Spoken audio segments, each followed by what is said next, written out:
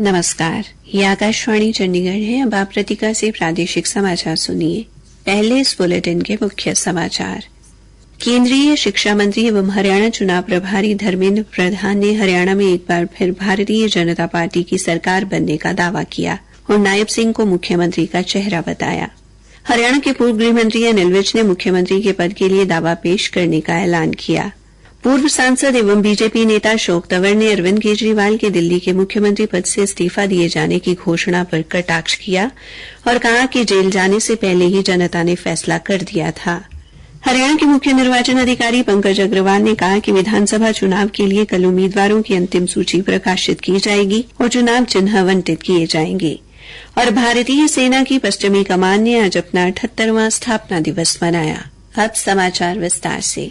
केंद्रीय शिक्षा मंत्री एवं हरियाणा चुनाव प्रभारी धर्मेंद्र प्रधान ने कहा कि प्रदेश की जनता हरियाणा में एक बार फिर भारतीय जनता पार्टी की सरकार बनाने के लिए पूरी तरह तैयार है। भारतीय जनता पार्टी द्वारा करवाए गए विकास कार्यों के आधार पर जनता ने तीसरी बार बीजेपी सरकार बनाने का मन बना लिया है। श्री प्रधान आज करनाल में पत्रकारों से बातचीत कर रहे थे।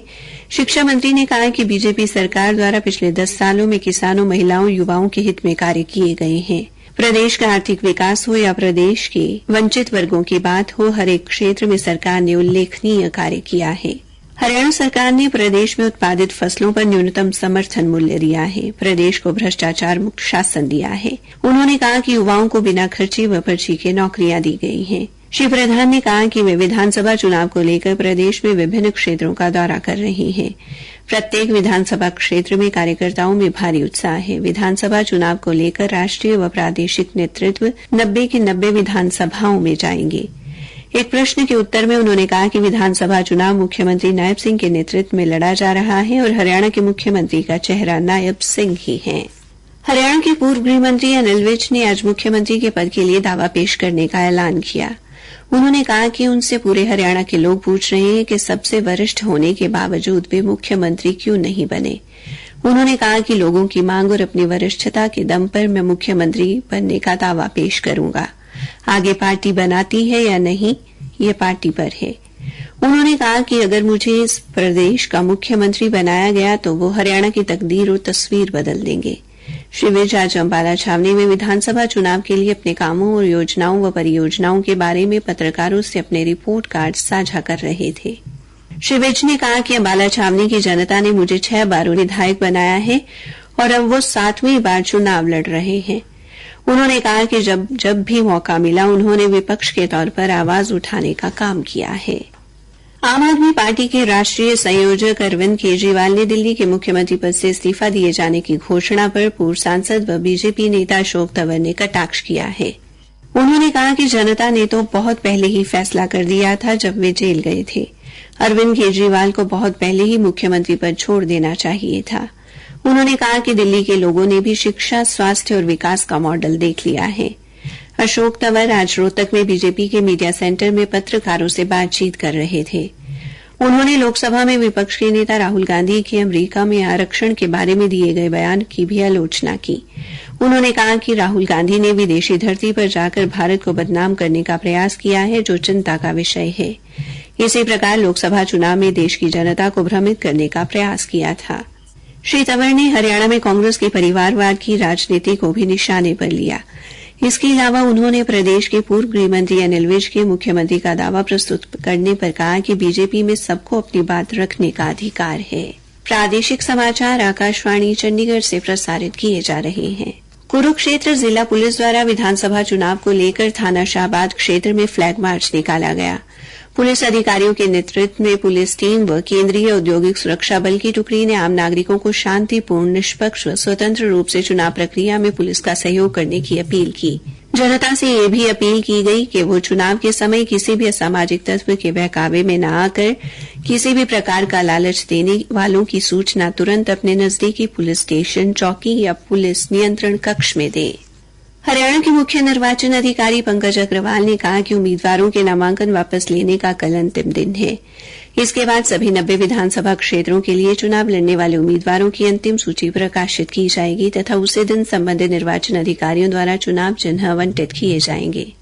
उन्होंने बताया कि 1559 उम्मीदवारों द्वारा दाखिल 1746 नामांकन पत्रों की जांच के दौरान 1221 उम्मीदवारों के नामांकन वैध पाए गए थे। 338 उम्मीदवारों की उम्मीदवारी रद्द कर दी गई थी। मतदान 5 अक्टूबर को सुबह 7 बजे से शाम 6 बजे तक होगा। हरियाणा विधानसभा चुनाव के लिए पानीपत जिले की सभी चारों विधानसभाओं में 85 वर्ष से अधिक आयु के 8129 बुजुर्ग मतदाताओं ने घर से मतदान करने का विकल्प चुना है। हमारे संवाददाता ने बताया है कि इस बार मतदान के लिए 47 नए बूथ बनाए गए हैं। हर बूथ पर मूलभूत सुविधाएं उपलब्ध कराई गई हैं। मतदान हेतु संबंधित अधिकारियों को पहला प्रायोगिक प्रशिक्षण दिया गया है। भारतीय सेना की पश्चिमी कमान ने आज अपना 78वां स्थापना दिवस मनाया। अति विशिष्ट सेवा मेडल से सम्मानित पश्चिमी कमान के general officer commanding in chief lieutenant general Manoj Kumar Katiyar और पूर्व सेना कमांडर ने कमान के बहादुर सैनिकों को उनके सर्वोच्च बलिदान के लिए चंडी मंदिर में वीर स्मृति युद्ध स्मारक पर श्रद्धांजलि अर्पित की। इस अवसर पर पश्चिमी कमान के general officer commanding in chief lieutenant general Manoj Kumar Katiyar ने पश्चिमी कमान के सभी रैंक और परिवारों को शुभकामनाएं दी। उन्होंने कहा कि एक जिम्मेदार संगठन और नागरिक के रूप में कमान राष्ट्र निर्माण में अपने योगदान के साथ सशक्त भारत के सपनों को साकार करने में सक्रिय रूप से शामिल है। रोहतक के जिला मजिस्ट्रेट एवं उपायुक्त अजय कुमार ने रोहतक जिले की सीमा से गुजरने वाली जवाहरलाल नेहरू व यमुना जल सेवाई नहर और अन्य नदियों में गणेश चतुर्थी व विसर्जन के दौरान नहाने, धार्मिक प्रयोजन के लिए उपयोग होने वाली सामग्री जैसे मूर्तियां और हवन सामग्री के निपटान पर प्रतिबंध लगा दिया है। उन्होंने कहा कि इस कार्य में सिंचाई विभाग के संबंधित कार्यकारी अभियंता पुलिस का सहयोग करेंगे। श्री अजय कुमार ने कहा कि गणेश चतुर्थी के उपलक्ष्य में मूर्ति विसर्जन गोकर्ण धाम तालाब में किया जा सकेगा। पलवल पुलिस ने कल 16 सितंबर को ईद ए मिलाद के त्योहार के मद्देनजर सुरक्षा के पुख्ता प्रबंध किए हैं। पुलिस अधीक्षक चंद्रमोहन ने सभी पीसीआर व राइडर को निर्देश दिए हैं कि पुलिस नियंत्रण कक्ष के माध्यम से जहां भी अव्यवस्था की सूचना प्राप्त होगी वे तुरंत मौके पर जाकर स्थिति से निपटेंगे। पुलिस अधीक्षक ने ईद पर्व की बधाई देते हुए सभी से कानून व्यवस्था की पालना करते हुए पुलिस का हर संभव सहयोग करने का आह्वान किया है। उन्होंने कहा कि कानून व शांति व्यवस्था को किसी भी सूरत में बिगड़ने नहीं दिया जाएगा। असामाजिक तत्वों के विरुद्ध कड़ी कार्रवाई की जाएगी। हरियाणा रोडवेज वर्कर्स यूनियन के प्रदेशाध्यक्ष नरेंद्र दिनोद व महासचिव सुमेर सिवाच ने कहा कि यूनियन का राज्य स्तरीय सम्मेलन 21 सितंबर को भिवानी में होगा। इस सम्मेलन में कर्मचारियों की मांगों को लेकर विस्तार से चर्चा की जाएगी। यह निर्णय कल रोहतक में यूनियन की राज्य समिति की बैठक में लिया गया।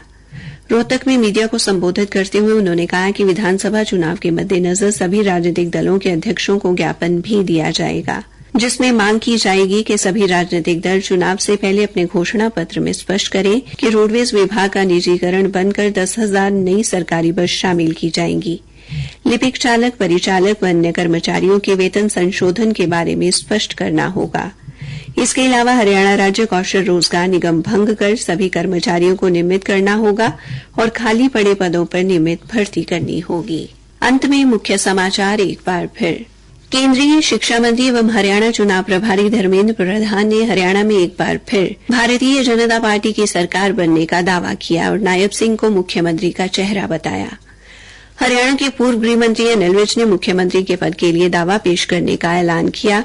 हरियाणा के मुख्य निर्वाचन अधिकारी पंकज अग्रवाल ने कहा कि कल उम्मीदवारों की अंतिम सूची प्रकाशित की जाएगी और चुनाव चिन्ह आवंटित किए जाएंगे। इसी के साथ ये समाचार बुलेटिन समाप्त हुआ।